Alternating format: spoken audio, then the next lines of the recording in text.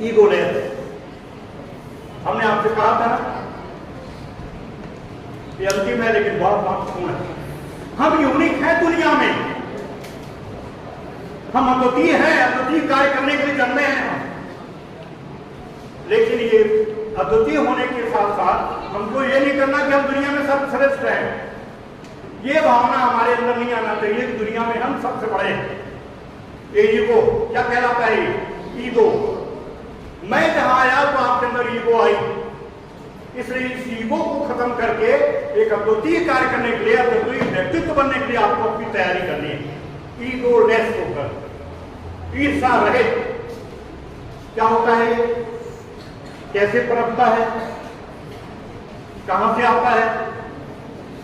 कैसे हो सकते हैं ईगो लेस? ये मोदी जी है ना, क्या है अभी ये? प्रधानमंत्री। इनको प्रधानमंत्री का दावेदार किसने बनाया? पार्टी ने, भारतीय जनता पार्टी ने बनाया। ये उस दावेदारी को स्वीकार करके चल पड़े, तो इनके जो वरिष्ठ हैं उनको ईगो हो गया। आडवाणी जी को ईगो होगा, यशवंतराव जी को ईगो होगा कि मैं इनसे बड़ा,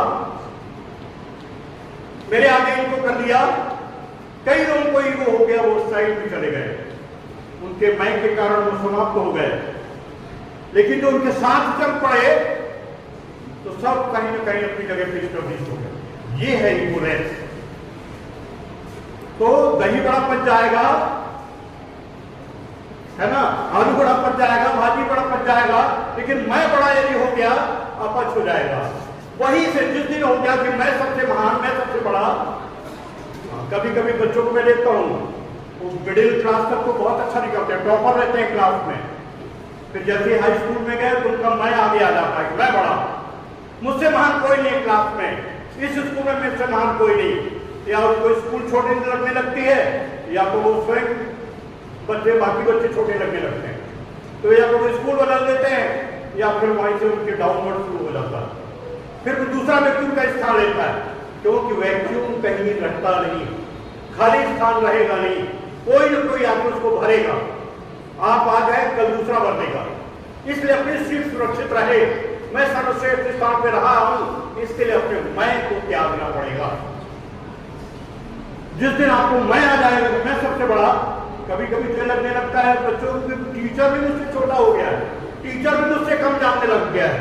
इस तरह की जिस दिन भावना आपके दिमाग में आ गई, फिर हम टीचर भी टेस्ट लेना शुरू कर देते हैं, विभिन्न प्रकार के क्वेश्चन इधर उधर से ढूंढ के, गूगल से, इससे उससे, और फिर टीचर की हम परीक्षा लेना शुरू कर देते हैं।